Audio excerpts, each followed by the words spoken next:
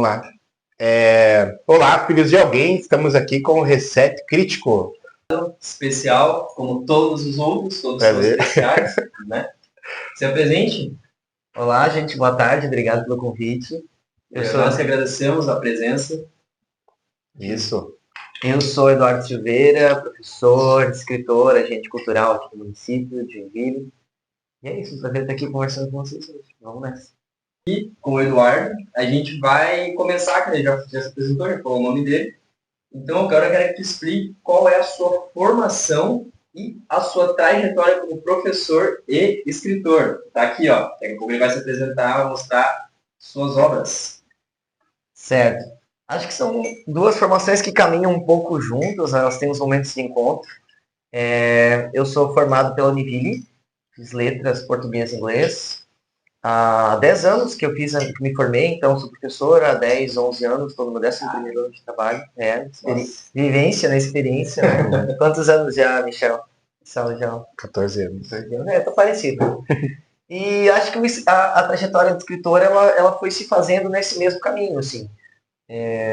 Como formou em letras? Em letras. Eu fiz para dar aula, para ser professor. Mas, em paralelo, também desenvolvi essa trajetória de escrever porque gostava muito de ler, de criar, de inventar coisas com as palavras, e aí foi casando. Então, não fiz letras para ser escritor. Na época, acho que eu acreditava que fazia sentido isso, né? Hoje eu já sei que não. Você pode ser escritor independente da sua profissão, né? Basta gostar de escrever. Por coincidência, eu queria ser professor e gostava de escrever. E nesse caminho, enquanto trabalhava, né, com língua portuguesa especialmente, fui escrevendo meus textos, publicando primeiro na internet. Na época a gente usava os blogs. Acho que não é o que a galera, o público mais jovem conhece, está vinculado, né, com os blogs, né? Mas o blog hoje eu acho que está presente de outras formas. A gente vê, né, que as tecnologias, elas renascem, né, elas se transformam, né? A gente ainda gosta de ter espaços para colocar os textos, né? Então tem gente que usa, às vezes, o Wattpad, entre outras ferramentas ainda. A gente ainda coloca em algum lugar, sim, a nossa vontade de escrever, e tem gente que ainda usa o caderno, a agenda tradicional, né? Então meus escritos já evoluíram, começaram nos blogs, hoje eles estão nas redes sociais, né? A gente fala um pouco de rede social, né? Mas também tem, acho que é o objeto mais visível, né, dessa trajetória, os livros que publiquei. Trouxe aqui para mostrar, inclusive um deles eu vou deixar de presente para vocês. Claro. Um que eu acho que tem a cara do Reset Crítico, então aqui vou mostrar rapidinho. Título, eu gostei pra caramba. Esse é o Fofocas, que é o último, foi agora de 2022, que é o único que não é de poemas, então eu sou um escritor de poesia, um poeta, mas também tem esse livro aqui que ele tem ensaios, crônicas, é prosa, né? Aí eu trouxe o Tamanduá, Bandeiras, que é poesia, o Calopsita, que foi o primeiro desses livros a surgir em 2018, e tem o Abelhas também, que é um livro, um PDF, um e-book, né, que eu fiz. Trouxe a abelhinha aqui para representá-lo, tá aqui simbolicamente representando. Atualmente eu tenho 4 livros, então, 3 de poemas e fofocas. E é isso, estou ainda. Pode contar, cara, antes da gente continuar um pouquinho mais sobre o que retrata cada livro, bem resumidamente. Assim. Dá para falar, assim. Quando comecei a escrever, falava de tudo, fazia poemas sobre vários temas, assim, da minha vivência, coisas que eu observava, cotidiano sempre foi uma inspiração para mim. Então esse livro aqui, o Calopsita, ele queria ser um olhar leve, irônico, divertido sobre as relações que a gente tem, sobre o jeito que a gente vive, sobre a vida que a gente leva, o cotidiano, né? Então tem vários temas, porque temas aleatórios, digamos assim, né? O segundo, Tamanduá Bandeiras, ele foi feito já num contexto de acirramento ideológico, assim, do país, porque ele foi feito ali em 2018, 2019, quando parece que a gente, enquanto Brasil, sociedade se dividiu muito, assim, até desse lado, né? Os debates presidenciais dividindo a população, as famílias brigando, sabe assim, vocês têm memória assim, antes da pandemia ainda, né? E depois muitas famílias faziam as pazes, né? Porque não vale a pena, né? Cara, aqui é contexto. Mas aí começa aquela serramento, né? Isso, então, achamento, polarização, né? Então esse aqui é bem mais político do que esse. Esse é mais de boa, é o meu primeiro exercício. Eu gosto muito de todos, acho que cada um tem a sua cara. Mas esse é o mais querendo discutir política, esse é o mais leve. E esse último eu abracei de vez o tema da política aqui, porque discuto várias questões da sociedade, do acesso à cultura, mas também tem espaço para resenhas de autores aqui de Joinville, aqui de Santa Catarina. Um dos temas desse livro é a produção cultural de Santa Catarina. A gente vai chegar nessa parte. Legal. E da onde você encontrou tanta inspiração assim para... De onde vem a inspiração para isso? Aqui uma pergunta. Olha, eu comecei a gostar de escrever na escola, né? Então, eu me ponho às vezes no lugar dos meus estudantes, né? Que trabalho em produção escolar também dentro da disciplina de língua portuguesa. Então, a inspiração sempre teve no meu olhar, na minha vida, assim, de olhar para as coisas e querer discutir, querer compartilhar, querer comparar, estabelecer relações, né? Por que um lugar se vive de outro e no outro é diferente? Por que uns têm algumas coisas e outros não têm, né? Por que uns vivem assim e outros não? E refletir sobre isso. Então, acho que vem de um desejo de pensar, de refletir, que acho que tem em comum com vocês, né? A julgar pela proposta de vocês, reset crítica da discussão de ideias. Acho que tem a ver, primeiro, com gostar de debater, observar as coisas, as mudanças e poder conversar com as pessoas sobre isso. Escrever é uma forma de você colocar em debate essas ideias, né? A gente pode conversar, dialogar, se encontrar, mas também quando você escreve um texto, ele passa a circular por aí e os outros também vão ler aquilo e, putz, eu também penso isso, ou eu discordo disso. É uma forma de compartilhar essa visão de mundo das coisas. Veio daí. Como, essa aqui vai ser meio que 2 em 1. Como você encontra motivação para escrever, sendo que hoje em dia tu tem tantas outras fontes extremamente mais dopaminérgicas do que olhar para uma folha e escrever símbolos? E o que é motivação para você? Porque hoje é muito difícil alguém que gosta de escrever. Eu amo escrever, eu amo desenhar, eu amo escrever. Só que a galera que era os meus amigos antigamente, o que eles mais gostavam era de ou jogar videogame ou mexer tipo no TikTok. Então, me diz, onde que se encontra essa motivação? Tu acha que tu vê de uma geração diferente da minha, ou tu acha que nem tanto, não vai desse quesito? Eu acho que o fator geracional ele é importante. Se bem que então, a gente também tem nas novas gerações a galera que vai gostar de escrever. Eu acho que isso não vai morrer, essa vontade, né? Não. Mas tem uma diferença de geração, de como se relaciona com isso, né? Porque eu também, por estar atravessando essas gerações, né, envelhecendo enquanto essas novas gerações surgem e essas novidades surgem, eu também percebo que a minha relação muda também.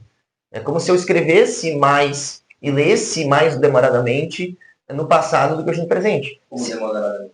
Tipo assim, eu sigo lendo e sigo escrevendo, mas eu acho que tinha um espaço maior na minha jornada, na minha formação. Então, quando eu tinha a sua idade, eu acho que a escrita e a leitura tinham um espaço maior do que elas têm hoje. Não deixam de ser componentes da minha vida, mas eu escrevia e lia mais.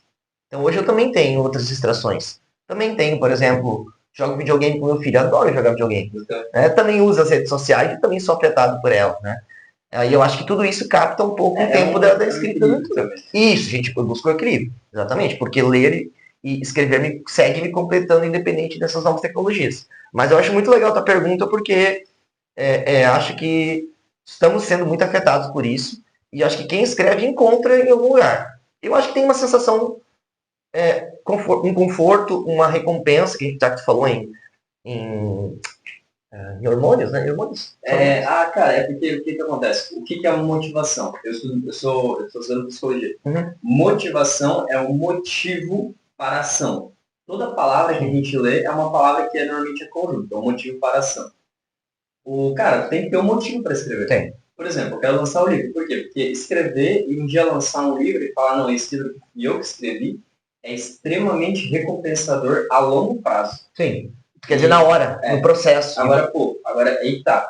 Ficar escorolando ali extremamente recompensador na hora. Pra ver que tá vendo menina rebolando na internet igual a galera faz, é muito bom. Entendeu? Só que daí ele tem que tentar trazer essa recompensa pro processo, entendeu? Sim. Isso que é difícil. Não, a tua pergunta é muito boa. Eu vou voltar a ela, vou tentar responder curta, uma segunda volta. Acho que se encaixa também aquilo que nós estávamos falando da inspiração, né? E a distração também. Por isso que eu quis fazer essa pergunta agora. Porque a distração é isso que você tá falando. Eu num meio tão turbulento. Onde buscar inspiração nisso? Tipo, né? tu liga, que nem ele falou, liga TikTok. Tu vê uma menina rebolando, tu vê um menino ali e tal. Então, tipo, tu. E às vezes fica triste, cara. Tu encontrar ali. O menino fica triste por ter uma menina com uma. Sei lá, eu acho algo muito neandertal, cara. Olha só. Como a gente é afetado pelas redes? Olha o meu raciocínio. Por exemplo, cara. uma menina é uma menina magra, mais um corpo mais retilíneo. Aí tem uma menina que ela vê na internet que o corpo dela no caso seria longilíneo. E tem outra menina, ela tem um corpo mais assim, com por exemplo, um glúteo maior. Cara, que diferença que faz, velho? Entendeu? Não faz diferença nenhuma. Por que um glúteo, o glúteo é a maior pessoa, muita anatomia. Cara, o glúteo é, tipo assim, 80% é gordura na mulher, tá ligado? Então, tipo, porra, o que isso tem tipo, de bom, entendeu? Porque a galera quer ter uma bunda grande, por exemplo. Eu acho algo muito superficial, cara. Sim, e acho que todos nós, independente do tema, não só a questão física, mas a própria produção intelectual, eu acho que é afetada por isso hoje, em tempo de mídias. Por exemplo, a pessoa que divulga as artes, divulga suas músicas, divulga, também ela não gera também esse efeito em outras pessoas, também nos seus consumidores, nos outros produtores culturais. Cuidar o que você fala nas letras. Não, e a gente também tem que aprender a tentar não ser tão filtrar e não ser tão impactado negativamente, né? Tentar se defender desses efeitos negativos das redes, né? Eu acho que a gente tem que exercer uma cultura de estar aberto às diferenças e partir desse princípio, que todo mundo é diferente. Se a gente for entrar ali e ficar esperando modelos, né? Acreditar que vai ter modelos, né? Tem um antídoto contra esses modelos. Eu vou ver vidas muito diferentes lá, mas eu não vou ser afetado por elas. Né? Eu vou ver muitos artistas distintos, eu quero curtir essa diferença deles, não pensar que, nossa, ele está fazendo algo melhor do que eu. Não é uma competição, não deveria ser, né? Porque o Eduardo é da mesma geração que ele vai concordar. Hoje é o TikTok, mas antes você ligava a televisão, tinha a banheira do Gugu. Nossa. Né? Então é a mesma coisa. Então todos os programas tinham, né? Não é que é errado, assim, mas assim, sempre tem aquela distração. Digamos algo, então, que nem onde fica a motivação, né? E trabalhar com isso também, né? Os artistas lá, um artista bom escrevendo, fazendo música, né? Escritor, e às vezes não tem lá 1 milhão de seguidores. Sempre vai ter alguém mais bonito, sempre vai ter alguém mais jovem, mais com um corpo melhor, com mais dinheiro, com mais mulher, com mais bunda, com mais peito, com mais físico, sempre vai ter, cara. Então não se compare. Sabe qual é a melhor comparação? Você do dia anterior, pô. Se compare com o seu do dia anterior e tente melhorar. Não se compara com o Cristiano Ronaldo, que provavelmente nunca vai ser igual a ele. E talvez ninguém nunca seja igual, porque ninguém é igual a ninguém. O Eduardo ou o Michel se comparar comigo, porque eles não são eu, eles não passaram pelo que eu passei, nem eu passei pelo que eu. Sim. Você pode talvez pegar uma inspiração ou outra aí, mas se comparar, você tem que se comparar com você do dia anterior. Mas finalizando, então onde você encontra essa motivação nesse meio? Então, eu acho que escrever é um ato solitário. Então, eu acho que tem uma satisfação que a gente tem que aprender a curtir. Né? Assim como quem gosta de ficar sozinho, às vezes, num parque, sozinho no campo, sozinho na beira de uma praia, né? Tem um aconchego, tem um bem-estar. Então, é um estar com você mesmo, é estar em silêncio, é estar olhando para si, com seus próprios pensamentos. Eu acho que mesmo quem não escreve, em algum momento da sua vida tem esse momento. Só que no caso da escrita, ou de outras formas de criação artística, pensar quem pinta, por exemplo, né? Gera-se um objeto. Então, aí tem um outro efeito adicional. Então, escrever é bom porque tem um lado terapêutico, de você ali com o seu espaço, na sua folha em branco, seus pensamentos, com o seu silêncio, sem esses estímulos todos, mas também em algum momento essa escrita tu vai poder compartilhar. E compartilhar também é prazeroso, já que você falou ali da questão do que as redes sociais, compartilhar é muito prazeroso. Então, eu acredito muito na questão da leitura, do escrever, poder repassar isso para frente, chegar em alguém, né? Às vezes eu tenho a sorte de alguém vir me contar que lê um livro, que lê um texto. Isso é muito recompensador. É extremamente. Cara, chegar em casa falando, tu ver um comentário, tu achar alguém na rua, porque eu sou atleta de mountain bike. Já chegou a gente na rua e falar, cara, eu comecei a andar de bike devido ao de ti. Vi um vídeo, né? Sim. Vi um vídeo teu, cara, isso mudou. Um cara mandou no Instagram e falou, pô, posta mais sobre isso, porque tu me ajudou a tirar uma decisão aqui. Cara, isso é incrível, cara. E a galera fala, a galera só consome. Por que tu não tenta produzir, cara, no lugar de só consumir? Eu tive também aluno, por exemplo, vou estudar psicologia porque você citou Freud na aula e tal. Psicanálise, né? Isso, Daí a aluna tá fazendo psicologia por causa E daí, às dessa vezes, aula tu que a tá gente dá dentro em da sala. sala de aula, assim, vamos dizer melhor que eu. Tu olha aquele professor lá, ele parece um deus, um cara foda, um pica, ele sabe tudo, porque ele entende. Cara, mas ele come do mesmo jeito, ele faz as mesmas coisas que você, ele não é nenhum O animal. professor também estuda, né? Ele também tem seus professores, Cara, ele também tem que aprender. Tem os seus problemas, Claro. ninguém aprende sozinho. E a gente aprendeu com outras pessoas, com outros professores também. Então eu acho que tu encontra essa inspiração por causa da recompensa a longo prazo, por exemplo. Eu acho que é uma recompensa a longo prazo e múltipla, como eu disse. Tem o trabalho de tá escrevendo e tem também depois que tu tem o livro, o poema e pode compartilhar com os outros. Então acho que são vários ganhos É um que se tem. motivo para a ação. Sim. Na motivação. E é uma forma de encontrar o outro, de promover essa conexão E com o ajudar outro. os outros. Né? Também. Conversar também com os outros, né? Sim, é uma forma diferente. Isso aqui ele vai morrer, vai passar Vai ficar aí. 300 gerações e ele tá aqui, cara. Até a Vai hora passar que o 300 papel não for mais irrelevante. Continuando nisso. E sobre o julgamento. Tu falou sobre julgar as coisas, né? Tu acha que é algo importante e tu acha que julgar é algo que é bem aceito na sociedade? Por exemplo, a gente está repetindo isso todo o podcast. Eu julgo tudo. Eu vou falar de novo porque é legal, né? Eu pego o mundo, eu olho como se fosse uma maquete e eu julgo o que está acontecendo naquela maquete. Então, o que tu acha sobre o julgamento? Ele é importante ou ele não é importante? E tu acha que se tu é uma pessoa que julga, igual todos os filósofos gregos eram, tu acha que é algo bem aceito ou é algo que a galera quer jogar na fogueira? Quem é julgador?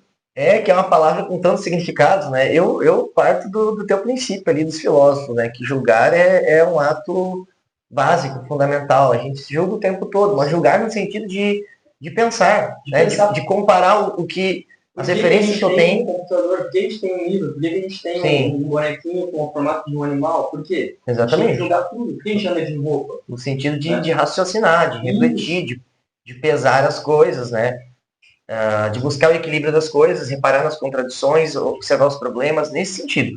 Agora, a gente também tem um julgamento que é moral, né? A questão da moralidade em torno do julgamento.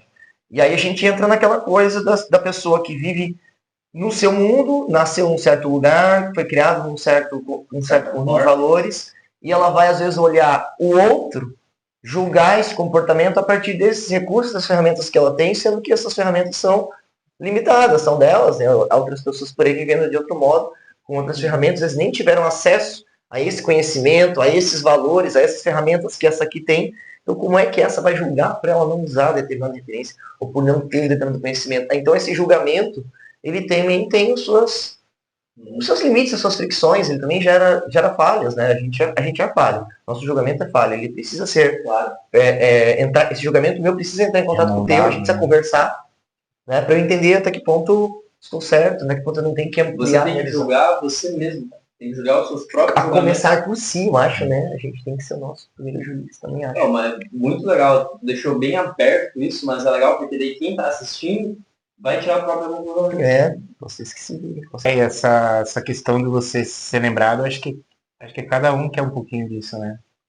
Por exemplo, a maioria das famílias, né, normais, entre aspas, né, ela morre ali... comum, né? Eu gosto da palavra comum, porque normal remete a... mas isso é normal porque... mas normal é aquele que, digamos assim, ele não vai deixar algo... digamos que parte depois de uma terceira geração. Por exemplo, a maioria das pessoas vai ser lembrada até o avô, o neto. Alguns nem conhecem seu avô ou neto. Às vezes não. No caso, né, às vezes já... Meu avô, pai de pai, não conhece. Então... E digamos, agora não, agora digamos assim, você escreveu, né? Você vai ser eternizado pela história. Mas artista, música, ou a gente no podcast hoje. Essa é a nossa ideia também. Tem tantos artistas lembrado, né? Que escrevem depois que eles morrem, que eles fazem sucesso. Isso. Sim. Vários. Nossa, mas eu não diria que essa é um dos objetivos de escrever e de fazer arte. Acho que quem faz arte pensando nisso está indo para um caminho errado. Sim. Acho que isso existe, é real, né? Mas no fim também, depois de algumas gerações, vai se perder. Tanto que a gente tem muitos artistas esquecidos, né? Gosto de retomar, gosto de pesquisar pessoalmente esses artistas, assim. Então, justamente por conhecer muitas trajetórias que foram apagadas, eu já sei que que existe essa possibilidade também, de não ser tão lembrado. Uma assim. crítica bem legal que a Faz gente parte. tá falando também, a gente ser lembrado, né? Que você falou, né? Dos artistas que são lembrados só depois que morrem, por exemplo. Cara, eu acho o fim da coisa, por exemplo, Sensacionalismo? isso. Por exemplo, a pessoa morreu e daí depois De você repente, vai lá e faz, dá-se atenção dá a aquela ela, atenção enfim. pra ela. Dá uma homenagem em vida, né? Chama a pessoa. Sim, Né? Aquela menina lá que mataram a Marielle. Marielle? sim. Cara, ninguém sabia quem ela era até ela morrer. Não é? Não concordo com isso? Não, Tipo assim, com a tipo palavra assim, ninguém não, mas não, com mas certeza ela ela ganhou já muita tinha- projeção depois. Exato, isso que eu quis dizer. Mas ela já tinha, né, uma história. Ela tinha uma história, movimentos tinha Mas, tudo. sociais. mas tornou-se um símbolo que Ah, não era. sim, É, Depois dela nacional. morrer, que ela Claro. virou esse símbolo nacional. Não é que ninguém conhecia, mas tipo assim, perto de todo mundo Sim. que se uniu. Mas quando eu tinha um amigo meu que faleceu, cara, a galera esqueceu dele, assim, sabe? Sim. Só quem era realmente amigo dele igual eu, que ainda lembra, mas... Sim. É que tem a questão midiática, né? Então eu entendo, realmente aconteceu isso com a figura da Marielle, que ela se projetou como virou um símbolo para muita gente que precisava desse símbolo depois que ela faleceu. A gente pode estender para outras pessoas, que a mídia faz com essas pessoas, né? O caso da Marília, da sertaneja, da Marília Mendonça também, ela virou, já era muito grande, mas se tornou uma rainha agora da música pelo efeito da morte dela, né? E digamos até as músicas, né? E depois ela morrer, o pessoal tá gravando, né? E por que não procurar, né, menina, né, pra gravar, né? Ah, vamos. Também. Não, mas é a mesma Situação. questão do podcast. Tem tanta gente que negou patrocínio pra gente, e depois que a gente tiver grande, que eles vão tentar, mas daí, cara, desculpa, mas a gente não trabalha dessa maneira. Agora, quem tá crescendo início, igual ele, aí a gente vai fortalecer ele. E vamos pro próximo tópico? Bora. Porque pode fazer essa introdução. E você vê, então, essa parte da literatura, ela pode ajudar a entender ou transformar o dia a dia das pessoas? Eu acho que ela tem o poder de mexer com a nossa percepção, mexer com as nossas ideias, com os nossos sentimentos, mexe com os nossos valores. Ela provoca essa revisão no nosso interior nosso, assim, né? A arte, não só a literatura, né? As artes, de modo geral. Então, acho que elas são muito fortes. A gente não consegue ver isso de pronto, né? É o que se constrói dentro do ser. Né? Ler o livro, do nada ela vai passar a ser uma outra pessoa? Não. Mas ela vai ficar com algumas ideias, alguns valores ali fervilhando nela. Quando um bom livro, quando uma boa peça, um bom quadro a impacta, né? Então, nem fica com um pedacinho teu ali, né? Eu acho que fica. Não podemos provar, mas eu sei que fica. Então, assim, ó, só para complementar a tua fala. Cara, eu estudo, igual como eu comentei, eu estudo muito psicologia, psicanálise comportamental também. E, cara, quando tu lê um livro, pode ser que tu leia a página, tu não entenda nada, pode ser que tu leia o livro inteiro e tu não entenda nada, mas vai chegar um momento específico da tua vida, que seja daqui 10, 15 anos, que, fica cara, marcado. Aquilo ali, ó, aquela palavra, ela tá aqui, pô, tu leu aquilo. Tu pode não lembrar, mas isso fica na cabeça e em algum momento tu relembra. E aí ganha sentido, né? Eu falo isso pros alunos quando eles estão lá. Ah, eu vou chutar, né? Eu vou chutar. Não, tu não chutou, cara. Você só se você, né, não olhar a prova ali. Não, só de olho fechado. De olho fechado, tu chuta, mas né? sabe por quê? Mas é teu inconsciente, puxa isso. Então lá em algum lugar marcado essa informação. Hoje, cara, eu imagino que isso vai ser uma das coisas que mais vai ser gratificante pra mim e que mais vai ajudar pessoas em tudo que eu faço, assim, e que a galera tem que começar a estudar mais isso. Eu estudo psicologia primitiva. Por quê? Porque a gente vive na sociedade com energia elétrica há uns 200 anos. Só que existe 200 mil anos de que a gente morava em caverna, de iluminação. Exato. Então a gente tem que estudar o primitivo, porque, por exemplo, você é um bebê você é um filhote, por exemplo, e um cachorro, cara. E daí tu filhotinho vai lá e lambe e morde um carregador, cara. O cachorro com 15 anos quase morrendo, ele não vai morder um carregador porque ele lembra que quando ele era um filhote, ele mordeu o carregador e levou o choque. Entendeu? Por mais que o cachorro, porra, velho, o bicho é tipo, ele não lembra das coisas, mas ele sabe conscientemente, entendeu? Sim. É a mesma coisa pra gente. As coisas ficam lá na cabeça. Sim. E ele, como um artista, ele quer que as pessoas, né, tenham essa memorinha, cada pedacinho do seu... Isso que eu quis dizer, exatamente. Porque tu deixa meio que uma cicatriz na pessoa quando ela lê uma tanto boa quanto ruim, entendeu? Sim. Tem livro que a gente não gosta, tem livro que nos deixa bravo, tem livro que nos... Tem livros que afetam muito a gente de uma maneira boa ou ruim, né? Sim, Já que você falou em livros, né? Então, Eduardo, o que você recomenda, assim, além das tuas obras, né? Quais autores, né, e obras você recomenda, assim, para quem busca reflexões sobre a nossa vida moderna? Hein? Boa, ótimo tema. Caramba! Peraí, como é que você falou? Reflexões sobre o mundo moderno? Isso, sobre a nossa vida moderna, né? Bem agitada aí. Eu tenho alguns, pode falar. Então, cara, eu nesse momento da vida, assim, eu resisto um pouco à ideia de listar um número X de autores com isso. Claro que eu posso falar, eu tenho os meus autores preferidos, né? Sobre livros, mais especificamente. Porque às vezes tu fala sobre Marx aqui e a galera não faz ideia de quem é. Não, não ia falar do Marx. Não, a gente não fala sobre não, mas assim, sobre digamos, autores que ele se inspira, que ele se inspira, não precisa ser exatamente sobre reflexões, sabe? Eu tenho muitas, como eu disse, assim, eu tenho muitas referências, muitas, assim, sempre, da poesia mesmo, eu sempre li muita coisa, assim, desde moleque, desde a adolescência, faculdade, né? Mas acho que tem alguns autores que ficam com a gente, que nos marcam demais, né? Que nos inspiram muito. E eu acho, respondendo de modo bem simples isso, de modo mais geral, frustrando um pouco a expectativa da lista de vocês, mas de modo geral, o que eu recomendo às pessoas é pensar a leitura dos clássicos. Pensar clássicos da literatura. Parece meio conservador, assim, essa dica, né? Mas eu acho que é o caminho. Eu acho que, primeiro, uma reverência, um respeito aos antigos. Eu acho que quem quer criar hoje, por mais que a gente viva um certo momento específico, nosso presente hoje, parece que quem sabe sobre esse presente são as pessoas que estão vivas aqui, os contemporâneos. É importante ler os contemporâneos, mas eu acho que muitas respostas e muitos sinais do que a gente hoje considera moderno, novidade, já estão lá nessas raízes, né? Então, pensar, por exemplo, autores do século XX ainda são extremamente importantes para a gente ler hoje. Me diz qual o livro que mais impactou a tua vida. Legal. Sobre reflexão. Vou falar de alguns. Único. Vou falar um, então. Fala.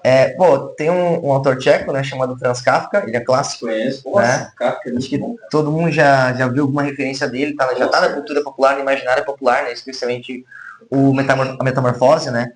Tanto a Metamorfose quanto o Processo são dois livros que eu li, assim, bem jovem, assim, com 19, 18 anos. E me impactaram muito, assim, o absurdo daqueles livros, porque o leitor que eu era estava acostumado com o romance tradicional, com a história que vai lá, apresenta o personagem, acontece alguma coisa ruim, um conflito, e evolui. E termina bem, às vezes, não? Geralmente é uma aventura. Já num texto como a Metamorfose, mas especialmente o Processo, é uma outra lógica. Qual desses dois que você prefere? Eu vou ficar com o Processo. Processo? É. Eu vou anotar pra gente botar na edição. Recomendo muito a leitura. E por quê? Porque ele te surpreende, assim, né? Mas é um romance. É um romance, mas é um romance diferente, porque ele tem um personagem principal que, um certo dia, um cidadão comum recebe a informação de que ele está sendo processado, né? Ele tem que dar explicações, ele tem que depor, e não fica claro para ele o que ele fez, o que exatamente, né? Ele recebe aquela carta burocrática, governamental, estatal, e ele tem que reagir àquilo, mas ele não tem ali as ferramentas para entender, lidar com aquilo, né? Então ele vai lá e ele espera em corredores, vai de sala para sala, ele começa envolvido num labirinto burocrático, né? De textos e mais textos, documentos mais documentos. Ele é um mero cidadão perdido naquilo, que julga não ter feito nada, mas ele não consegue provar também que ele não fez nada, né? Ele esbarra nessas questões de poder, nas limitações de linguagem, de poder, e ele vai cada vez mais... Ele consegue se expressar? Não, porque ele não tem, às vezes, o poder, o canal para se defender daquilo. Só chega para ele. Imagina que tu recebe uma petição e tu não tem ali os caminhos, tu não conhece os caminhos, ou não te é permitido chegar com o direito, ou não é permitido tu acessar alguns espaços, só vem de cima, porque muitas coisas só nos vêm de cima. E tu não pode subir. Não pode, o caminho não está liberado, e ele vai criando um clima sufocante no livro. Fica, caramba, o que está acontecendo? Como é que isso é possível? Que angústia, né? Aí ao mesmo tempo pensa, bom, isso nunca vai acontecer, mas algo no livro te dá, ou em ti mesmo, te dá essa sensação que, tipo, não, até que isso acontece. Não desse jeito, mas parece que isso é familiar. Parece que no lugar onde eu vivo, parece que no país que eu vivo, parece que no mundo que eu vivo hoje, isso não é tão absurdo assim. Então ele choca, ele te incomoda. E é um livro do século XX? Ele é um livro do século XX. Mas ao mesmo tempo você vê uma familiaridade e fica naquela história até o desfecho dela, que não é lá muito bom. Mas eu gosto para disso, esse herói. não tem. Porque às vezes tem alguns lugares, né, que nem eu como sociólogo posso falar. Assim, às vezes a gente comenta que lá tem lugar que parece que colocaram assim na plaquinha, né? Não entre aqui, né? Pela questão da desigualdade, né? Sim. Ou aquela pessoa que você diz assim, não, nunca vou poder sentar com aquela pessoa, né? Aquela distância, né? Mas esses limites, ou aquela ideia, sabe com quem tá falando, né? É você mesmo que impõe. Você impõe esse limite. Cara, mas numa sociedade existe não, mas tipo essa, assim, mas pô, se essa, você sentar essa assim, desigualdade. quando você fala que eu nunca vou ser... Não é nunca, mas assim, a sociedade que a gente vive, não, ela existe, coloca existe isso. limites. Não que você nunca vai, mas é que nem como ele falou, eu nunca vou, tipo assim, em lugares que eu poderia subir, né? Você ter acesso. Não, mas eu acho que você consegue fluir. Cara, Eu acho que sim, cara. Numa sociedade, digamos assim, capitalista e realista e materialista, consegue. Cara, por exemplo, no livro não consegue. O livro é um pesadelo em que você não isso consegue. Que ele está baseando na leitura do autor. É que eu não queria esse livro. Eu queria explicar mais o processo. O livro é um pesadelo como o 1984 do Orwell, a gente também pode entender, né? Um pesadelo. O livro tem essa vibe, assim, ele oprime, ele não te dá essa esperança que tu tem. Uma opressão, né, de você não poder chegar naquele caminho, né? Eu entendo o que tu tá falando, eu entendo que é possível ter hoje esse ponto de vista. Mas esse livro ele não te dá essa toda a obra que ele tá falando. Dentro da obra, sim, não. É que ele tá explicando. Eu vou falar sobre o meu, depois falo sobre o teu, que a gente não chegou nesse tema ainda. Terminou, tu falou agora sobre o teu livro, que é Processo. O Processo. Então ele é um romance. Pra gente finalizar e o Michel puxar o próximo assunto, um livro que eu adoro, que eu recomendo para todos, é Aforismos para a Sabedoria de Vida, que é um livro de Schopenhauer. E, cara, esse livro aqui, ele trata sobre reflexões também, igual outro livro, sobre a forma com que a sociedade é organizada, sobre o que é valor, o que é dinheiro. E eu acredito que se encaixa no mesmo tema que o seu. Como é que é o nome do livro? Sabe? Esse livro aqui. Aforismos para a Sabedoria de Vida. Esse é o livro que mais mudou a minha forma de pensar. Talvez assim como você. Sabe? Esse livro é o melhor livro para mim. É o livro mais atual que existe. E é um livro escrito em 1850. O Schopenhauer realmente ele é um filósofo muito interessante. Inclusive, eu não vou saber de cabeça agora, mas nessa mesma editora, nessa coleção da LPM, tem um volume tem um volume pocket também do Schopenhauer sobre escrita. Eu acho que se chama Arte de Escrever. Então, um dos temas que ele se ocupou também a arte. Um dos temas que ele se ocupou também é escrita. Então, enfim, Kafka, Schopenhauer, acho que estamos falando de bons autores para... Mas cada um tem o seu, entendeu? Se tem o Kafka, o Processo, nós poderíamos citar muitos livros brasileiros, não é um único livro. É um exemplo de um livro que me impactou e eu acho que vale a pena. Os livros mais clássicos, eles são uma boa fonte para nós. Então fica a recomendação do Eduardo, Kafka, o Processo. Então, assim, você acha que a literatura, os autores de hoje, eles estão muito fora nessas questões do dia a dia? Ou muito distante do público, assim? Como que você vê essa questão? Eu acho que tem autores e autores. Eu acho que tem gente super conectada com o que a gente está vivendo, com os nossos problemas, com as nossas angústias de hoje. Eu acho que tem autores mais distantes disso. Tem autores que querem falar diretamente sobre esses problemas e outros que têm propostas mais distantes. O que também não quer dizer que você tem uma proposta mais distante e você também não tem algo a dizer. Vamos pensar, por exemplo, um autor que fica um pintor, não pensa um pintor, um ator ou um escritor que faz uma coisa mais clássica, que usa modelos mais antigos. Eu acho que ainda assim ele tem capacidade de sensibilizar, de levar os outros a refletir, do que aquele que está diretamente falando do problema que a gente está vivendo aqui e agora. Nesse livro Fofocas, por exemplo, eu faço muito isso. Eu falo de problemas que nos acometem. Falo de questões políticas, falo da pandemia, de como os governos reagiram à pandemia, a questão das políticas públicas. Falo de racismo, de homofobia, temas que estão aí hoje. Então, diretamente estou falando com isso. Mas eu também acho que não precisa, não é obrigatório a literatura contemporânea falar. Eu acho que a gente pode fazer as pessoas refletirem sem estar explicitamente debatendo aquele tema. Dá para usar metáforas, símbolos, e isso também colaborar com essa reflexão. Então, acho que cabe a nós, como leitores, escolher o que a gente quer ler, né? Eu quero ler essa literatura contemporânea que está falando comigo, que é do meu tempo, que às vezes o autor, o escritor tem a minha idade, às vezes até mais jovem do que eu, né? Ou eu quero ir lá para alguém que faz alguma coisa muito diferente. Acho que na minha lista de leitura cabe todos esses. Explica pra galera que é leiga o que seria algo contemporâneo. Contemporâneo é que pertence ao nosso Atual. tempo. Não quer dizer vivo. Né? Porque a gente pode falar, por exemplo, que Um século atrás. a gente pode dizer que o Kafka ou o Orwell, embora já estejam mortos, eles têm uma coisa de contemporâneo. Parece que eles são da nossa época. Mesmo não sendo.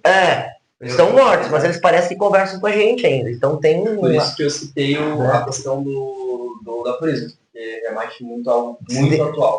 Então, parece que essas lições ainda são... Quase 200 anos atrás. É que a gente vê aquela coisa da história ser não meramente linear, ser cíclica. É como se você, às vezes, você encontra no passado, como você está citando Schopenhauer, encontra no passado um companheiro que parece que está conversando contigo, com ideias de agora, e dá vontade que a pessoa, pô, se essa pessoa tivesse viva, ela teria contribuído pra caramba. Nossa. Provavelmente. Mas ainda contribui. Mesmo sendo morto. Exatamente, a obra está aí, aquilo que a gente comentou aqui, né? Então, sim, mas também a gente também pode usar o sentido de contemporâneo também no sentido estrito, de quem está aqui produzindo hoje. Né? Então, eu acho que pertenço a esse grupo também. Tem muita gente que atualmente produz no município de Joinville, no estado de Santa Catarina, no Brasil. Então tem um grande caldeirão aí de produção cultural e eu faço parte disso. E aí você falou essa ideia do cítrico, né? Por exemplo, quando eu tô falando de ideologia, de direitos, né, tal, organização, consciência coletiva, né? Daí eu cito o filmezinho lá, o desenho lá da Fuga das Galinhas, né? Daí, se você vê... uma analogia, é isso? Isso, Fuga das Galinhas é as galinhas, né, se juntam, né, pra não ir parar na torta, né, porque elas estão engordando e tal, daí a galinha chega assim, e para de comer porque as outras vão parar de engordar. Sim. E se você pegar ponto, é muito parecido com a Revolução dos Bichos do Jaguar. Deve ter isso. Mas sabe o que acho interessante? Que é o ciclo, né? Vai e volta. Mas as galinhas que falam para parar de comer são as galinhas que, na teoria, elas são um pouquinho acima, percebeu? Meio que uma hierarquia. Tem uma relação de poder ali também. Você não percebe isso quando você assiste? E, cara, é um filme extremamente, na teoria, infantilizado, na verdade. Por quê? Porque vem daí a galera, não, mas é um filme infantil, não tem nada demais. Cara, Bob Esponja, tem tanta coisa incrível lá, e tipo, a galera... Mas o que eu queria dizer é que, tipo assim, é interessante porque é assim, cara, sabe? Tipo, a sociedade fala, não, esses livros aqui vocês não podem ler porque... Sabe, o Estado, a sociedade em si, alguns produtos ela retira do mercado justamente para não engordar as pessoas, entendeu? Engordar conhecimento, engordar julgamento.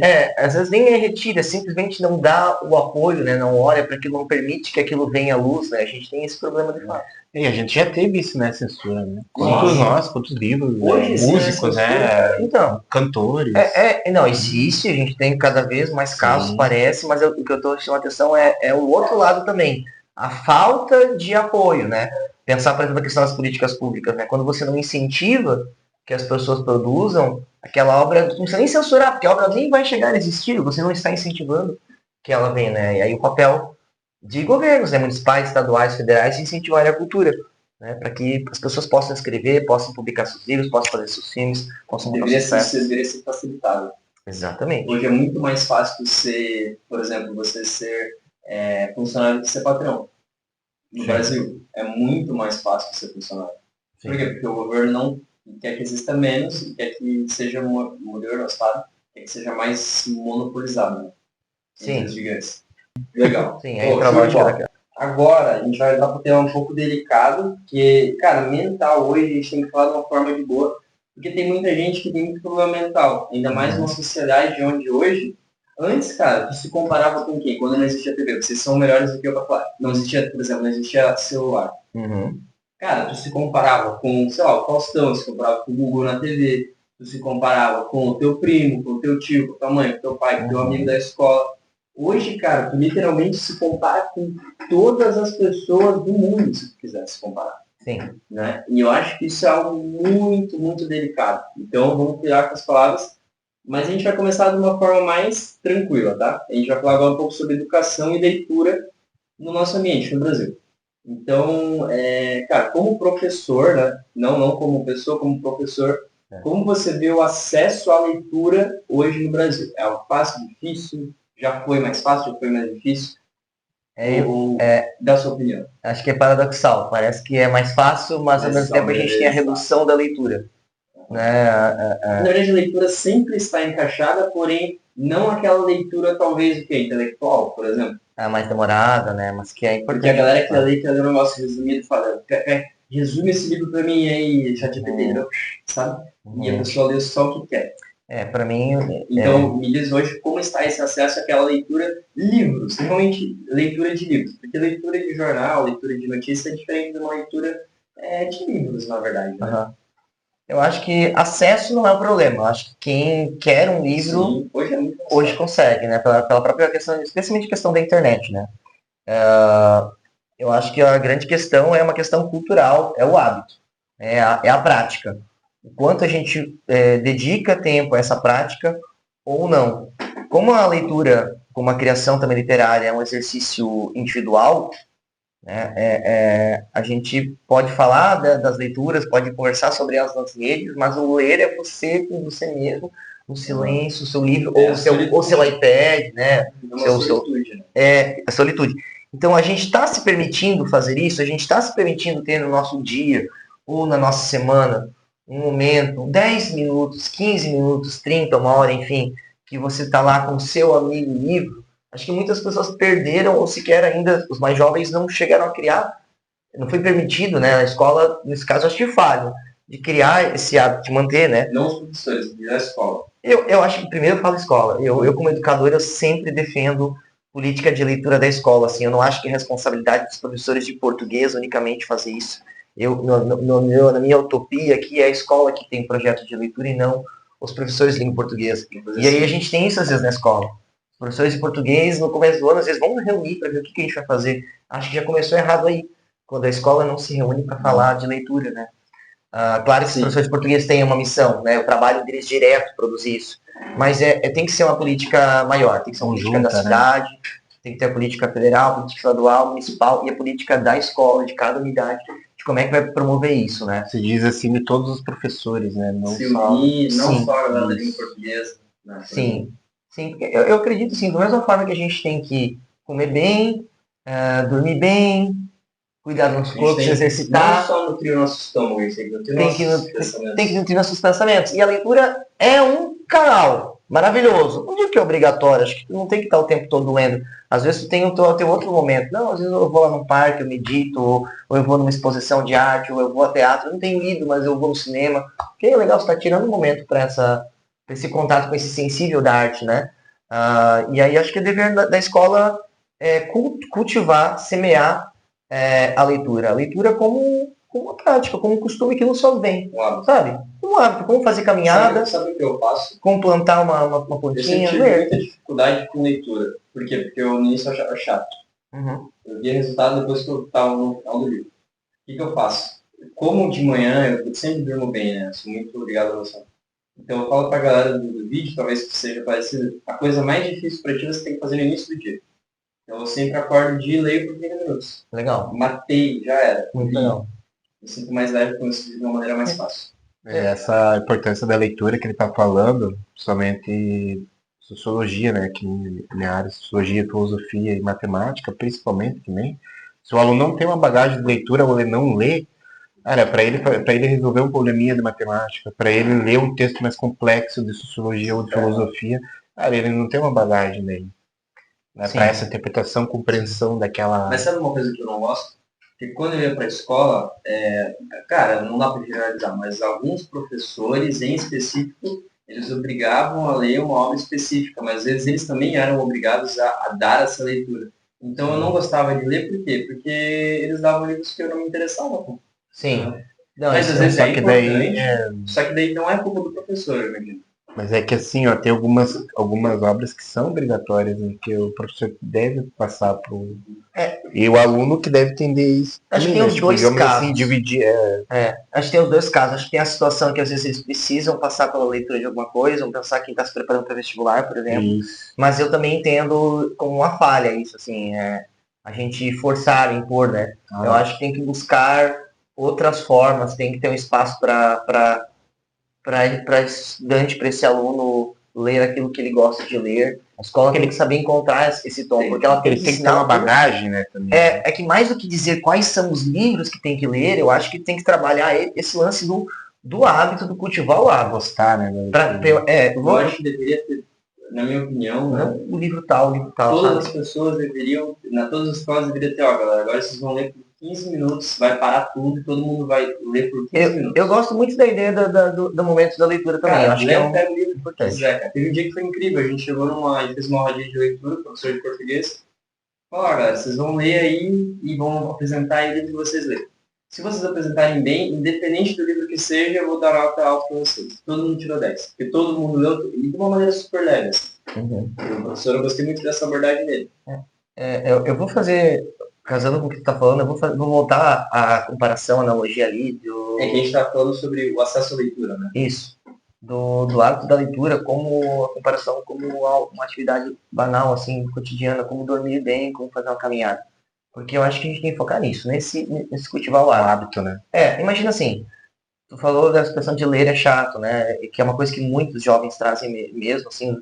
Pra mim já foi. Isso, né? Não, sim. É normal, muita gente na escola passa por isso. Mas para pensar assim, ó, dá uma caminhar em volta do quarteirão. A princípio, para muita gente, isso também vai parecer chato pra caramba.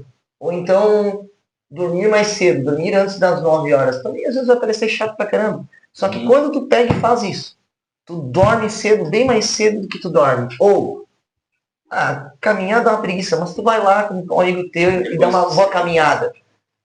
Tu tirou o tempo para fazer isso. Depois, costuma ser muito recompensador. É legal concluir isso. Costuma acontecer com a leitura também. O que acontece na psicologia é um negócio chamado sobre regulação dopaminérgica. A dopamina é um hormônio que leva à motivação. Por exemplo, tu pegar o celular assim e querer conferir o que tem nele, teve uma dopamina que gerou uma motivação para pegar o celular e abrir. Sim. Se a tua dopamina está totalmente errada, a tua regulação de dopaminérgica, você nunca vai sentir prazer em fazer uma caminhada. Nem a leitura de um livro que o professor vai Só que se você passa por coisas piores, às vezes, cara, pegar um busão lotado, pegar um negócio que tu odeia fazer, e tu vai começar a gostar de fazer essas coisas que na teoria são chatas. Sim. Então, a partir do que tu tá falando, imagino que uma solução possível seria o quê? Bom, o ambiente, às vezes, da escola não tá tão legal, tá meio chato. Se eu quero incentivar a leitura, eu não posso entrar nessa mesma lógica. A minha aula da leitura não vai poder ser nesse mesmo sistema que está sendo chato. Eu tenho que sair um pouco da caixa. Talvez do ambiente ou então da lógica que está sendo apresentada. Mas eu não posso inserir esse ensino da leitura dentro desse sistema que já está entediando. Eu tenho que pensar esse refresco. Né? Como fazer isso? Bom, aí acho que cada escola, cada realidade, cada turma vai oferecer os caminhos, mas é por aí, né? Por exemplo, você não vai ler num lugar agitado, né? Um lugar que te faz se distrair, né? Você não consegue ler num lugar agitado. Não, mas assim, uma pessoa que aprende, por exemplo, você pega uma cidade grande, uma rotina grande, a pessoa tem digamos, 1 hora disponível no dia dela e é dentro do ônibus. Se ela consegue aquele hábito ali, cara, ela vai se adaptando também, né? Como que você acha que fica essa questão do incentivo à cultura no Brasil? Como que você vê ela? Você acha que é boa ou não? Falta desempenho por parte dos governos, né? A gente tem visto esforços, né? A gente tem visto esforços de disseminação da cultura, assim, especialmente no âmbito federal agora, com algumas leis aprovadas, né, de incentivo à cultura, mas isso ainda não resolve o problema, né? Eu acho que ainda falta muito acesso. Eu acho que uma grande massa da população ainda não tem acesso a coisas básicas, a poder comprar um livro. Né? Vai na livraria comprar um livro, tá? Não tá mais 30, tá 40, 50, 60, 70, 80. Como é que eu vou esperar que o brasileiro vá... Nem em todo lugar tem um sebo, nem em todo lugar tem uma boa biblioteca acessível. Então, acho que existem esforços, a gente está melhorando enquanto sociedade, após alguns avanços no legislativo, no executivo, mas acho que ainda há muito por fazer. Eu acho que ainda a cultura ela não tem no projeto das cidades o espaço que ela pode ter. É porque sabe por quê? Porque é menos lucrativo. Porque é uma lógica de A lucro curto que prazo. rege isso. A A curto prazo, porque já é sabido também que a cultura tem um potencial muito grande de movimentar a economia. Na verdade, os governos sabem disso. Eles sabem que o festival de dança, que é um grande evento cultural, mobiliza Turismo muita também, economia, né? dá Turismo. enche muitos cofres públicos. Agora, a questão é Gente perceber outras manifestações. Manifestação da cultura popular, sem toda essa gala, sem toda essa pompa. Ela também tem um potencial de agregar a comunidade, de fazer a economia circular. Né? Só que aí não é tão visível isso. Tem que acreditar no projeto para depois colher os frutos e nem sempre o governo quer fazer isso. Então, o incentivo à cultura, acho que deu para explicar bem, né? Poderia, por exemplo, Dá para juntar esses você dois já usou algum incentivo assim por parte do ou não? Já, é que para as pessoas que estão ouvindo, às vezes não sabem, né? A gente tem mecanismos obrigatórios de incentivo à cultura. O governo de Santa Catarina, ele é obrigado a incentivar uma parcela do seu orçamento na cultura e ele tem várias formas de fazer isso. Uma dessas formas, né, é fomentar dentro da classe artística, dentro do município, do outro município, todos aqueles que querem produzir essas artes, essas linguagens, né? Aí, às vezes, tem os ruídos, porque isso não chega na ponta. Isso tem que chegar na ponta. Esse é o grande desafio hoje das políticas públicas de cultura. Fazer chegar o recurso, a possibilidade de produzir. E sim, pensar, por exemplo, em você, Pedro, que é um jovem que está começando agora na música, que está começando a lidar com a linguagem audiovisual. Permitir que você seja um cineasta, um produtor, um músico aqui do município e tenha um apoio para dar esse salto. Porque senão a gente fica dependendo da indústria. Dependendo da indústria, tu não vai, às vezes, sabe conseguir. O que acontece? Eu sou atleta. Então, cara, não é só o músico, não é só o escritor, não é só... Cara, infelizmente, a sociedade que a gente vive só dá valor pra coisa banal. Futebol. Qual é o salário do jogador de futebol? Cara, a galera não sabe. As contradições são muitas. Eu fui top 3 Brasil de ciclismo. Sabe quanto eu ganhei? Chuta, de dinheiro. Prêmio. Top 3 Brasil Elite, assim. Os melhores do Brasil. 5 mil? 2 mil? R$250. 250 reais? Sabe quanto ganha no top 3 Brasil Elite de futebol? O Campeonato Brasileiro? Demais, né? Milhões. Cada jogador ganha milhões. Pelo menos. Entendeu? E eu não me esforço menos que um jogador de futebol, né? Mas comparado ao incentivo ao esporte e à cultura, cara, a cultura é mais, cara. No meu nicho de ciclismo, a cultura por exemplo, é mais. ali eu tenho vários alunos na escola, né? A gente tem aluno, por exemplo, o Alan. O Alan é um menino que foi ciclismo também, ele foi para Portugal. Mas é outro nicho.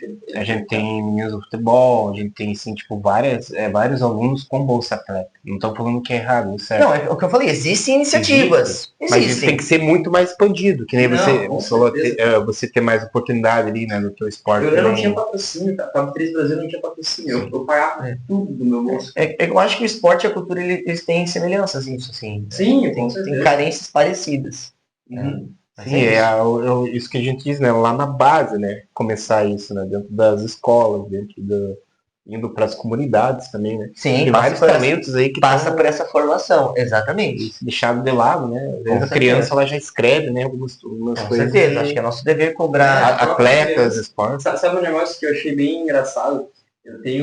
Quando eu tava no 4º ano, só pra gente finalizar e falar só mais sobre você, que acho que se encaixa bem. Acho que, cara, eu tinha 7 anos, eu fiz uma obra de arte, assim, cara, incrível. Sério, se tu vê, com 7 anos eu fiz um negócio abstrato incrível, assim, com degradê, com formas geométricas. E por que a professora de artes não viu aquilo e não me botou pra uma escola de artes, cara? Não tinha, né? Certo. Cara, sério, olha a obra de arte, cara, é incrível, assim. Eu tirei um 10, sabe? Não tinha nota, cara, parabéns.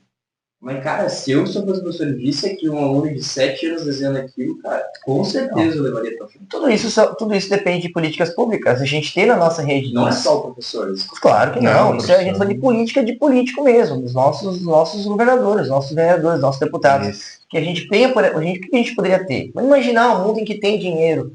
A gente tem dinheiro, tem muitos impostos. Vamos imaginar um contexto em que as pessoas que estão no poder estão focadas em promover essa cultura. A gente sabe que tem muitas demandas em muitos setores, né? Mas vamos pensar que eles querem investir bastante na cultura. Na educação, né? Está casado no teu exemplo. A gente pode ter dentro do âmbito do município, da educação municipal ou estadual, uma instituição, uma escola de arte, uma escola de cultura, para a gente poder mandar esses alunos fazer um curso de 6 meses e voltar e continuar no contraturno dele de formação. Olha, o Pedro é um menino aqui de 7, de 8 anos que tem muita propensão para o desenho. Então vamos matricular ele na nossa escola de artes. Claro, a gente tem Casa da Cultura, a gente tem tudo isso, mas dá para aproximar ainda mais os talentos da escola com isso. Quantas escolinhas de futebol existem em Joinville, cara? Pagas, cara, né? Dezenas. Mas é isso que eu tava falando. Exato, é o que tu falou. No esporte, cara, tem mais... Então, tipo assim, eu acho algo bizarro, cara. Sim. E tipo... Jovens escritores. É muito legal treinar futebol, mas o desequilíbrio, né? Não, desequilíbrio, né? Eu assisto futebol, eu sim. Mas, cara, o desequilíbrio é absurdo, cara. Uhum. Exatamente. Em relação a tuas obras, né? E você pretende, sim, continuar outros projetos ou continuar essas obras? Como que você quer continuar esse seu legado? Sim. Olha, acho que quem escreve sempre tem os seus projetos. Bem que tem gente que para de escrever, né? Para de produzir arte, né? Mas eu ainda não estou nesse ponto. Tem um livro que vai ser publicado esse ano. Então, esses livros de poemas aqui, o Tamanduá, a Calopsita e o Abelhas, né, vão ganhar um outro companheiro que se chama Cachorrada. E tem a ver com o que a gente está falando de políticas públicas ali, porque ele foi aprovado na Lei Aldir Blanc aqui do município, no âmbito do município. Então ele é feito com recursos públicos e ele volta para a sociedade, porque ele é um livro que ele vai ser distribuído para isso, para gratuitamente, em ações que eu vou trabalhar com educação de jovens e adultos. Então eu vou até as escolas, vou declamar poesia, vou discutir poesia com os alunos e ao final vou oferecer o livro de presente para eles. Depois vai ter um lançamento. Aquela parceria que você tinha. Isso, depois vai ter um lançamento aberto para a cidade de Joinville, que aí eu vou divulgar ainda. É até legal estar aqui, né? De um certo modo de divulgar para as pessoas. Isso, pode. A previsão é que daqui a uns 2, 3 meses a gente tem o lançamento do Cachorrada, é tudo gratuito, porque é feito com dinheiro público, então ele deve voltar à sociedade. Mas o que quer dizer que é feito com dinheiro público? Como assim? É aquilo que eu estava explicando antes, de que os municípios e os estados, eles têm um mecanismo de incentivo à produção cultural. Então eles fazem isso por meio, por exemplo, de editais. Então edital é o quê? Abre um processo, abre um prazo para que as pessoas interessadas em utilizarem recursos do município, que são próprios da cultura, produzirem seus objetos culturais. Eu não sabia disso. Sim, a gente tem muito a conversar fora daqui também, para te dar uns toques sobre isso, porque eu já tenho muita experiência com isso. E por que isso não é divulgado? Excelente pergunta. Essa é uma briga que nós temos hoje, a classe cultural, pelo menos quem se importa com isso, a gente briga nos conselhos comunitários de discussão. A gente tem o Conselho de Cultura, o Conselho Municipal de Cultura, onde se reúne, pelo menos mensalmente, para cobrar do município que essas ações sejam cada vez mais divulgadas. É aquilo que eu falei de chegar na ponta. É aquilo que eu falei do Pedro de saber. Por quê? Porque um jovem como você tem, ou deve ter, o direito de inscrever o seu projeto. Olha, eu quero fazer um projeto de audiovisual. Não, de música, quero fazer de música. E você vai inscrever o seu projeto, uma equipe vai olhar para esse projeto, vai olhar para os outros, porque outros no município de Joinville vão se inscrever, né? E a partir de alguns critérios, do que você já fez na área, ou da qualidade do projeto, da pertinência dos projetos. Sim. Aí, não põe tipo assim, cara, não é que não pode qualquer um, mas, cara, tem que ter alguma coisa realmente que condiz, algo realmente bom, eu imagino. Eu acho que esse Ou tu acha que não precisa ser bom, o bom é algo relativo? Não é relativo porque às vezes é um critério. Às vezes é um critério, mas ele não é um único critério. Eu acho que as políticas elas têm que fornecer outras oportunidades para além disso. A gente não pode ser assim, não, vamos fazer aqui um edital de livros, só os livros que os teóricos, o pessoal da academia achar bom é que vão passar. Não, tem que ter uma categoria para aquele que está escrevendo o seu primeiro livro. Para que essa pessoa que quer escrever... Vamos supor que tu tem o teu primeiro livro na gaveta. Isso, tu usa o teu pai como exemplo. Teu pai vai escrever o projeto do livro dele. E eu tenho o projeto do meu livro. Eu que já tenho 5 livros, eu que me chamo de escritor. É justo. Se eu tenho uma vaga, vou estar aqui concorrendo, o Eduardo com o pai do Pedro. Não é justo. Essa política tem que existir. Tem que ter uma categoria para quem está começando. A categoria dos iniciantes. Essa é uma das batalhas que a gente tem. Para que a distribuição desse recurso chegue aonde precisa chegar. Assim, que é quem? Quem mais precisa, quem não tem acesso. Quem não conhece essa tecnologia. É interessante porque não é algo que é igualitário. Deveria ser. Assim, não, mas eu digo assim, no quesito que não é igual. Por exemplo, cara, por que o jogador de futebol profissional às vezes tem um apoio maior do que o cara que tá começando. Eu acho que deveria ser o contrário, cara. É que no futebol entra aquela coisa Não, de tipo, quem indica, né? O empresário. Tô dando exemplo do futebol. Mas muitas vezes um puta de um autor tem muito mais apoio do governo do que o cara que tá começando. Sim. Não acha isso errado? Muito, infelizmente isso acontece muito. Deveria ser o contrário. Mas é que aí que tá, que como ele falou, Essa é a quem, briga. quem avalia o processo, digamos assim, Passa por aí. uma pessoa que está avaliando, ele vai dizer assim, o Eduardo já tem, olha o naipe das obras dele, né? Sim. 5 livros e Mas tal. ele só teve mais tempo, sabe? Mas é o que ele tá falando, a gente separar, por exemplo, cada um colocar na caixinha. Quem tá iniciando, né? Isso que ele quiser. Ele vai competir com quem tá iniciando. E não competir com quem já tá lá, né? Sim. Aí é desigual, é desproporcional. Exatamente. Então deveria ser igualitário, tipo assim, não deve ser. Por exemplo, para resumir melhor o que eu quis dizer. Categorias, né? Ele fala. Sim, tem que ser igualitário dentro de cada critério. Por exemplo, deve ser igualitário entre os iniciantes, deve ser igualitário entre os autores. Não deve ser igualitário entre todos. Não. Porque daí... Mas às vezes acontece. Não, mas é assim. Porque que nem ele falou, só tem, vamos dizer que só tem 2 vagas para publicar esse livro. Bom, daí tá o Eduardo e tá mais um lá que escreveu 10 livros. Já é. Você vai perder, Pedro. E E não é por às vezes o Eduardo ser mais inteligente, é porque ele já tem mais. Porque já tem a vivência. E às vezes a gente tem editais ainda assim muito não igualitários. Mas as coisas estão melhorando e a gente segue brigando para que seja assim. Mas é mais do que ter editais não igualitários, a gente tem que ter a comunicação disso. Isso tem que ser publicado e chegar nas pessoas. Então aí é outra discussão. E uma questão também da própria imprensa também, né? Cobrar também, isso fazer também, né? Fazer seu papel ali. Nem sempre, às vezes a gente só vê os artistas mesmo se preocupados com os outros, a gente com a gente mesmo. E é uma ideia assim, com os artistas. Não com o próprio umbigo. Tem muito artista assim também, tá? Mas existe um grupo de artistas, né, que tá aí, como eu disse, nos conselhos, e a gente está preocupado com os outros, não com a gente mesmo. Deveria ser assim. E essa nova imprensa, ou essa imprensa, ela deveria cobrar mais isso, né? Com certeza. Cobrar para que isso seja mais igualitário. Então, chapa branca.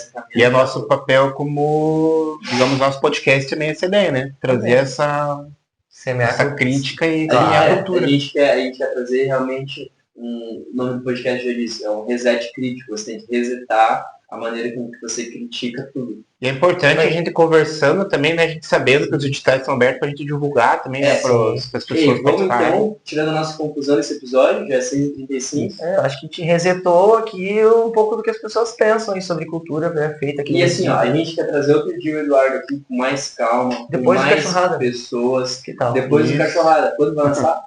Olha, lá por setembro, outubro vai ter uma... Então, lá por final de outubro ele vai estar aqui de volta. Combinado? A gente tenta trazer alguém... Traz uma galera da cultura aí, a gente conversa. Cara, é legal a gente fazer um podcast, por exemplo, ele tem que ser longo. Traz umas 5 pessoas, sabe? De repente de diferentes linguagens, abordagens. Porque, traz um cara do romance, traz um cara da filosofia, traz o Michel da sociologia, traz eu da educação física, que não tem nada da psicologia também. Da psicologia. Mas traz realmente, porque eu não sou formado, eu tô quase formado em educação estuda, física, né? Psicologia eu estudo 3 anos. Mas eu tô quase, formado em educação física, então eu posso dizer que eu sou um educador físico. Sim, que é linguagem também, né? São as linguagens do corpo. Linguagem física, né? Isso aí.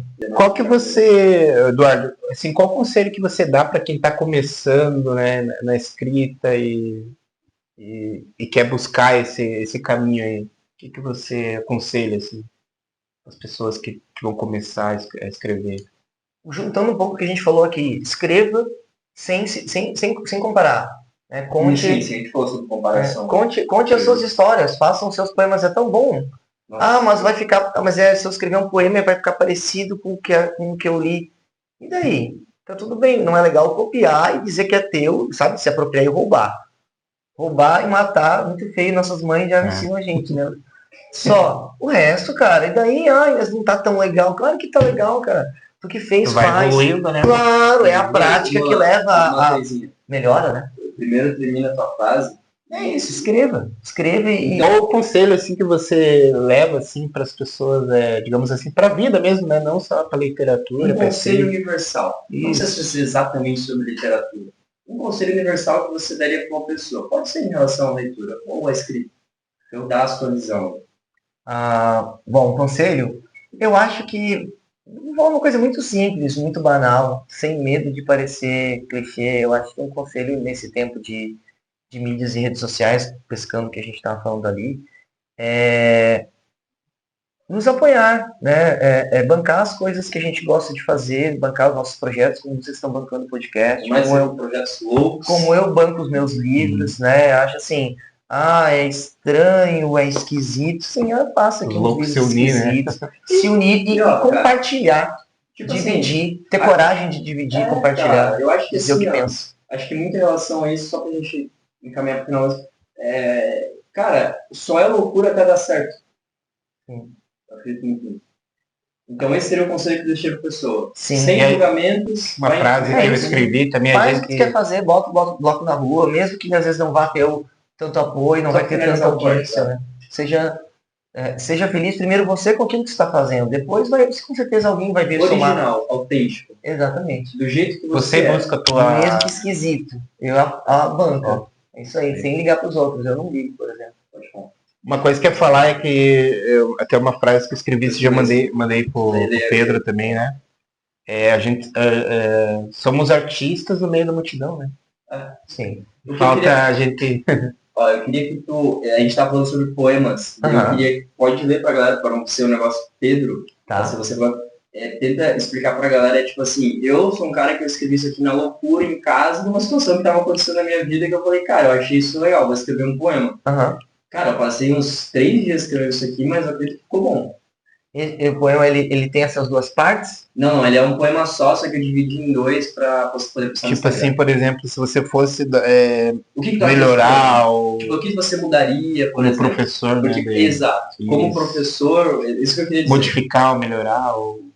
Se você quiser ler pra galera entender... Vou tentar ler. Tenta ler, nem que eu resuma. Tá bom. Só ler. Deixa eu ler umas partes. Pra ele tá muito pequeno ali. Meu nome não importa muito. O que importa é que um dia me vi entre 2 mundos e 2 amores. Ela era calma como um domingo de manhã, rosto de paz, corpo de disciplina. Levantava cedo, treinava pesado, lia provérbios no intervalo. Com ela eu era melhor, mais centrado, mais homem. Ela via em mim algo que eu ainda não via e acreditava com uma fé que me assustava. Mas então a outra explodiu na minha vida como um raio bêbado. Tatuada, suada, rindo alto no meio da rua. Fazia crossfit, fumava às vezes, filosofava no pós-treino. Com ela, eu era eu. Caótico, impulsivo, real. Não tentava me consertar. Ria das minhas loucuras e empurrava gasolina no meu fogo. E eu? Eu vivia dividido. De um lado, o céu que me salvava, do outro, o inferno que me entendia. A certinha dizia, você nasceu para algo maior. A louca dizia, você é perfeito assim, fudido e tudo. Uma me puxava para frente e a outra me puxava para dentro. No fim, como na música da Gaga, eu amei a errada. A que me quebrava, a que me espelhava. Talvez por medo da luz ou por vício no escuro. Mas até hoje, quando fecho os olhos, ouço as 2 vozes. E ainda não sei qual delas era Deus e qual era Judas. Eu não ia mudar nada. Mas aí o que eu ia te dizer? Não ia criticar nada. Tu percebeu que aqui eu botei assim, do lado o céu que me salvava e do outro o inferno que me impedia. Tu entendeu que assim, eu quis dizer que o céu era a louca. Entendeu? O céu sabe inverter os valores. Exato, aqui. Eu quis trazer. Porque, por exemplo, tu leu a primeira vez e teve uma perspectiva. Se tu lê outra vez, tu vai ter outra. O bom texto é assim, né? Ele leva os pensamentos. Exato. Né? Ele tem sua riqueza. Então, tipo assim, na primeira leitura, tu acha que o céu é a menina certinha que faz medicina. Mas tu continua lendo, às vezes, na verdade, o céu é a menina louca que Entendeu? Entendeu essa relação? Eu gostei das referências, né? No mesmo texto você tem Provérbios, né? O livro bíblico, e ao mesmo tempo a referência para Gaga. Eu particularmente gosto de um texto com várias referências. Às vezes uma não bate tanto, mas a outra bate, né? Acho que são coisas que então, às vezes por mais que, cara, pode ser um negócio louco, uma ideia que eu tive andando de bicicleta, isso na noite, de madrugada, voltando, sei lá, de uma balada. E tipo, vira um texto foda, que eu tô vendo uma música em cima disso. É que as maiores inspirações dele do então, cara, diferentes contextos, né? Ela não é pronto. Por que isso aqui é um negócio que não poderia virar um romance, por exemplo, um livro, né? Um romance, pra quem não sabe, não é realmente um romance de um homem e uma mulher. Cara, um romance é uma história, a gente não entende isso, né? Sim. livro de romance. Não quer dizer É que um tipo de escrita, né? é um tipo de escrita. Sim. Entendeu? Já é um gênero. poema, né? Gênero. Tu pode transformar em outra coisa, com certeza. A gente tem que É, botar a fé, transformar uma né? música, né? Sim, Não, a música música. não tá falando. Em conto, em crônica. Não, mas pode Romance dá um baita transformar. trabalho, mas também dava, né? Mas o maior trabalho gera uma maior recompensa. Também. Então, galera, só para finalizar o que ele quis dizer, para a gente encerrar realmente agora, é isso, cara. Às vezes uma situação diária da tua vida que às vezes tu não liga a mínima pode virar uma arte, cara. Olha só pra gente finalizar mesmo, ó, essa questão da arte, o que tu acha desse livro? Eu fiz na faculdade, cara. Não, isso aqui eu fiz na escola e durante as aulas, cara. Às vezes na aula o professor fala desse Legal, tu fez uma colagem com a carteirinha ali de estudante, estudante ali, né? da merenda. Muito Pelo legal. menos é um desenho que a gente viu lá, né? É um entusiasta. Então, tipo assim, só pra finalizar. Já fazia arte lá na arte, cara, na escola. Isso aqui é da faculdade, ó. Tudo pode se ser expressar, arte, né? Isso, expressão É isso aí. Tentando deixar morrer.